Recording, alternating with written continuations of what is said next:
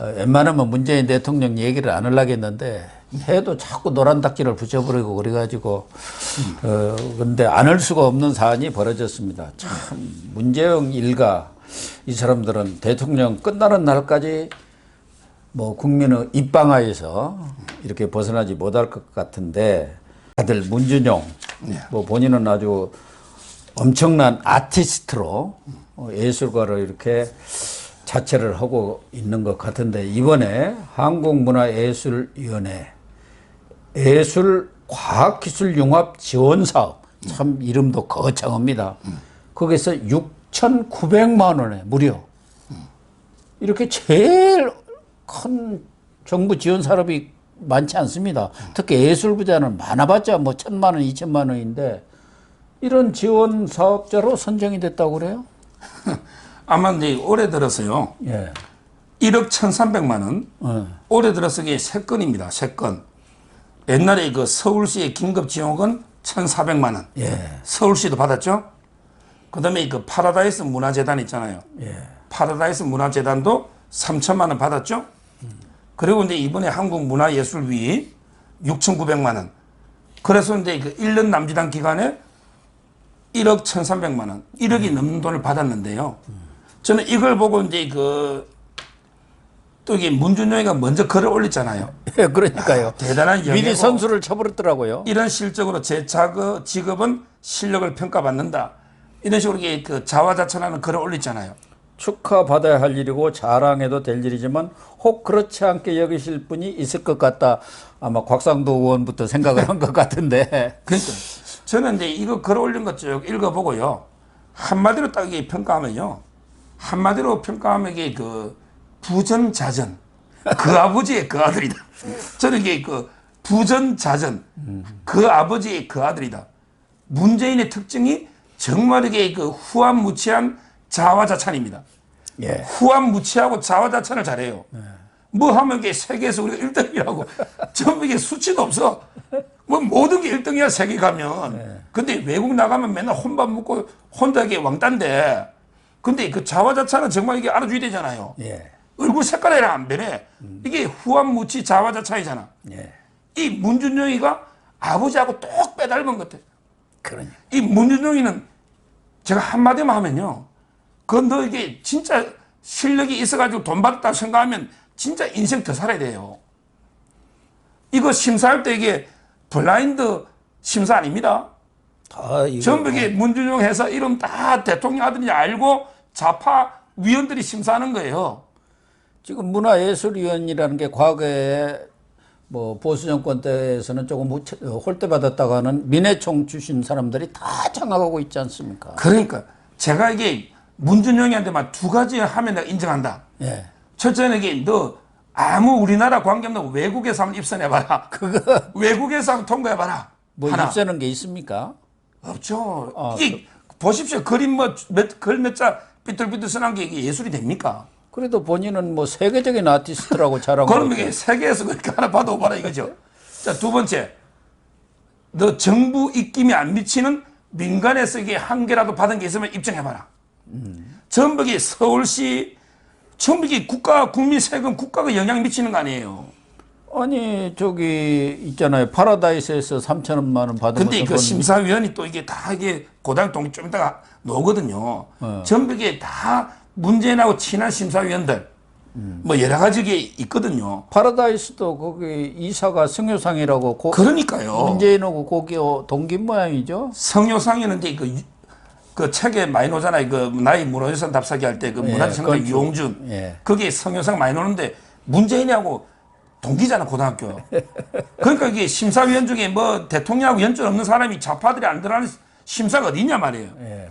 따라서 저는 외국에서 하나 받든지 순수하게 민간에서 하나 받든지 이러면 인정하지만 지금 이게 세 건 다 이런 거 아닙니까? 이게 저는 이렇게 철딱선이 없어도 정말 심각한 상황이에요.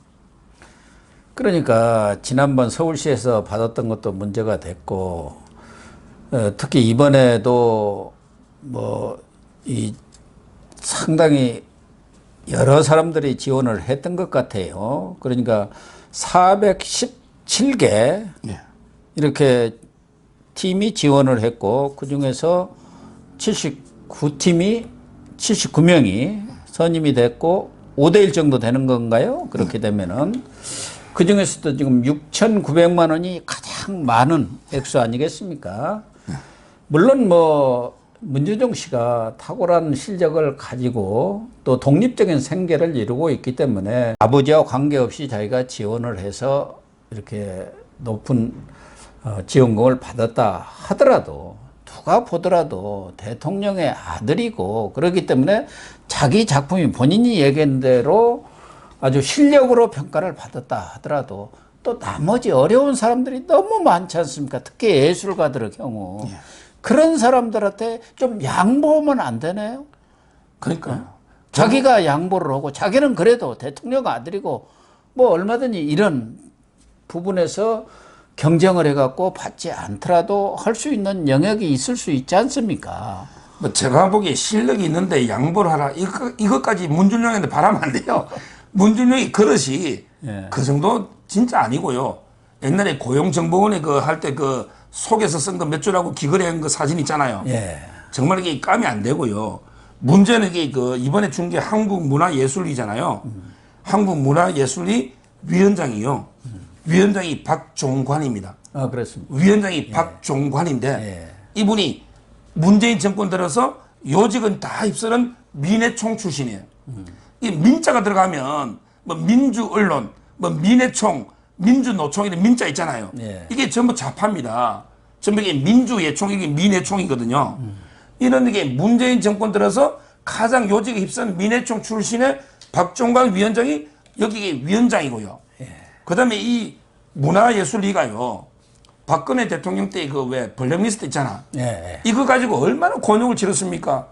누구는 이게 배제하고 블랙리스트 있잖아. 예. 그리고 이게 블랙리스트의 반대가 화이트리스트죠. 그래가 옛날에 허윤준부터 김기춘, 예. 정경련에 구속됐잖아요. 이거야말로 이게 전형적인 저는 화이트리스트다. 왜? 문준용이가 대통령 아들이라는 걸 다 알고 이게 좌파 위원장이 6,900만 원 이렇게 주면 이게 화이트리스트 아닙니까? 돈 주는 게. 예. 그러면 이게 417건 중에 79건 빼면 다 떨어지잖아. 이 중에는 이게 보수도 많을 겁니다. 그럼 이게 떨어진 사람은 블랙리스트예요. 따라서 저는 이 부분 이게 법적으로 한번 따져봐야 되는 거지. 정말 이게 그 문준용이는 미리 뭐 도덕이 재발되린다고 미리 글 올려가지고 뭐 또 자기를 비판하는 사람이 있을 것처럼 이야기하지만 진짜 이게 저는 제대로 한번 감사를 해봐야 된다. 이렇게 보는 거예요.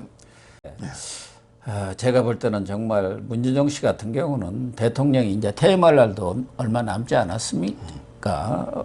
뭐 얼마나 남았습니까? 퇴임할 날이 멀지 않았기 때문에 정말 퇴임 후에 뭐 민해총이든 뭐 문화예술진흥원이든 뭐 어느 곳에든 간에 이렇게 응모를 해갖고 거기서 선정이 됐다 그런다면 정말 인정을 해줘야 해요. 그러니까. 예. 근데 지금 대통령이 아버지인 그런 상황에서 아파 찬스를 이용하는 것 아니냐는 그런 의혹을 받아가면서 이런 행위를 하는 것 보면은 아까 말씀하신 대로 정말 속이 있는 것인지 철이 들었는 것인지 그런 것은 분간할 만한 그런 나이 아닙니까?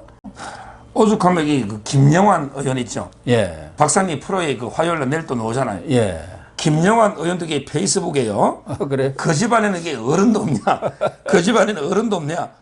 이게 말렸어야 된다 이거죠. 예. 그러면서 이게 노블레스 오블리주는 고사하고 서둘러 이게 혈압약을 찾아보야겠다. 김영환 의원이 이게 의사 아닙니까? 예. 얼마나 이게 열받고 스트레스 받으면 혈압약 찾아보야 되겠다고 문재인까지 까고 있고요. 그리고 이제 그 서민 교수도요 상당히 비판하고 있습니다. 천재적인 감각으로 세계 예술계를 놀라게 한 예술가 문준용 이렇게 비꼬면서 이런 분에게 왜 국내에서만 지원금 싹쓸이 하느냐. 예. 뭐 이런 식으로 이렇게 그 비꼬고 있고요. 그 다음에 그 김경률 회계사라고 있잖아요. 이분도 예. 좌파에서 넘어왔죠. 이분도 이게 그 평가를 시장에서 한번 제대로 받아봐라. 왜 자꾸 정부의 끼미 미치는 이런 게 위원회에서만 받느냐. 이렇게 비판하고 있고요. 하다못해 김웅 국회의원이 있죠. 예. 김웅 국회의원에게 정유라 있잖아. 이걸 빗대가 유라야 미안해. 유라야 미안해라고 이렇게 글을 썼더라고. 그때 우리 정유라 공기경계 정말 미안하다 이거지. 정유라 혜택이 받는 게 문준용 있잖아요. 이 어려운 코로나 와중에 1년 동안 세 건을 싹쓸이해가 1억 이상 벌어가면 도저히 코로나를 이용해서 버는 돈이 얼마냐 말이에요. 그러니까요. 이게 말이 안 나머지 돼. 사람들에게 라면 먹으면서 이게 정말 어려운데 저는 그러고 나서 이게 이 정권이 블랙리스트, 화이트리스트 얼마나 이게 그때 수사하고 잡아였습니까? 저는 이번에 반대 정권 끝나면요. 블랙리스트나 화이트리스트 있죠. 이 부분에 철저하게 저는 더 10배, 100배 철저하게 수사를 해봐야 된다. 이렇게 보는 거예요. 아들뿐만 아니라 딸, 뭐 처남, 뭐 이런 사람들까지도 부동산 투기다 어찌다 이래갖고 말이 많은데 오늘 아침에 조선일보가에 어디 칼럼을 보니까 메르켈 독일 총리 있지 않습니까? 바이든이 G7 정상회의에서 유럽 정상으로는 맨 처음 미국에 초청을 했더라고요. 네. 근데 그 칼럼 내용을 보니까 기자들이 어째서 총리님은 맨날 똑같은 옷을 입고 다닙니까? 장관 시절에 입었던 옷을 총리 돼서도 입고 지금 총리 되기 전에 살던 아파트에서 그대로 살면서 남편하고 집에 들어가면은 같이 집안일 같이 하고 뭐 슈퍼마켓 같이 보고 그런다는 거 아닙니까? 예, 예. 그러니까 왜 옷을 그렇게 늘 같은 옷만 입냐 하니까 나는 모델이 아니라 공무원이다. 이렇게 얘기를 했다는 거예요. 그래서 참 감동이 있더라고요. 근데 이번에 김정숙 여사님, 그분은 뭐 정상외교 같이 동반해 갖고 나가가지고 하루에 옷을 무슨 3번인가 갈아입고 해갖고 무슨 패션쇼 오는 것도 아니고 패션 관광하는 것도 아니고 이래도 됩니까? 우리 국민들은 코로나로 정말 다들 그냥 생계가 무너지고 생활 기반이 완전히 망가진 그런 가족들이 뭐 어마어마한데 옷을 그렇게 수십 벌씩 갖고 나가서 패션 관광하고 그래도 되는 거예요? 나 이거 보면서 야, 이 집안은 어떻게 부모 또 뭐 자식 딸 뭐 이런 것들이 똑같나 하는 생각으로 그냥 가슴이 조금 미어지더라고요. 그러니까 제가 이게 뭐 김정숙이 외모나 뭐 체형 가지고 비난하고 싶진 않아요. 그때 그 옷을 3번 갈아입으면 어울리긴 합니까? 아니 뭐 모선이 있더라고요. 그냥 쫙 제가 보기에 빼입고. 전혀 옷도 이게 누가 입느냐에 따라서 옷이 품위가 달라지는 거지. 그거는 이게 말이 안 되고요. 일단 저는 문재인부터 농사 자기가 이게 10년 농사꾼이라고 해가지고 이게 그 농지를 갖다가 사가지고 이게 그 이번에 그 양산에 사져진 거 아닙니까? 예. 그러고 이게 그 천안 보십시오. 그 성남에서 부동산 투기 얼마였어요? 몇십억? 그랬잖아요. 그리고 이제 그 딸 보십시오. 사이. 얼마나 이게 지원금 많이 받고 사고 치고 사고 치서 뭐 태국부터 그 딸 이게 사이 보면 알잖아요. 투기한 거. 그러고 이게 갭 투자해갖고 또 돈도 벌었지 않습니까? 그러니까요. 한국에 있지도 않으면서 그다음에 문준용이가 이런 지원금 싹쓸이 하는 거. 그래서 아까 제가 이게 부전자전이라는 거예요. 정말 이게 저는 이게 아까 그 독일 메르켈 총리 이야기 들었지만 저는 우당 이해영 선생 제일 좋아하거든요. 예. 이분들에게 자기 전 재산 600억 다 팔아서 독립운동에 희생한 이런 분도 있는데 정말 이게 어떻게 가족 중에 한 명이라도 노블레스 오블리주를 실천하면서 정말 이게 감동적이다. 이런 이게 스토리를 주는 사람이 누가 있냐 말이에요. 부인부터 딸, 사이, 아들 전부 이게 어떻게 국민들이 분노 치수만 올리는 거 아닙니까? 네. 저는 이걸 보면서 이게 정말 분노가 뭐 치밀지만 어떻게 뭐 할 수는 없고 더 이상 뭐 너무 이게 비판하면 또 이게 방송이 어떻게 될지 모르니까 이 정도로 이게 하는데 정말 이게 국민들의 민심을 좀 제대로 읽어라. 제대로 읽어라. 이렇게 제가 말하고 싶어요. 참 좋은 지적을 해 주셨고 문재인 대통령이라든가 현 집권 세력이 우리 고영신 TV를 보면서 좀 깨달음이 있었어야 할 텐데 그럴 가능성은 없는 것 같습니다. 그래서 오늘 나온 리얼미터 여론조사 보면은 국민의힘 지지율은 39.7%이고 민주당은 29.4%입니다. 10%가 넘는 이런 지지율 격차가 바로 이런 문재인 정권에 대한 심판이 아닌가 그런 생각을. 지금 과거 얼마 전까지만 하더라도 민주당하고 이 국민의힘 간의 지지율 격차가 뭐 한 10% 이상을 훨씬 낮지 않습니까? 말하자면 국민의힘이 그만큼 지지율이 떨어졌었는데 지금 완전히 역전이 됐어요. 제가 이제 박사님하고 이 유튜브 처음 할 때는 민주당이 더블 스코어 내지 3배 정도, 3배 정도 어떤 갤럽에서는 이렇게 높았는데 이게 지금 이래 역전되니까 뭐 거기에 그 고영신 박사님 이 상당히 좀 기여를 한 게 아닌가 저는 이렇게 봅니다. 네, 뭐 저희 방송뿐만 아니라 많은 분들이 노력을 해서 또 국민의힘에 이런 힘을 몰아주면서 좋은 결과가 나오고 있는 거 아닌가 하는 생각도 들고요. 아무튼 윤석열 전 총장, 최재형 감사원장, 뭐 대선 후보 나온 거 다 좋습니다. 그러나 꼭 페어플레이를 통해서 후보 단일화를 이뤄야 한다는 점, 이 점만은 본인들뿐만 아니라 우리 시청자, 국민 여러분들도 명심해야 할 사안이 아닌가 그렇게 생각합니다. 시청해 주셔서 감사합니다. 감사합니다.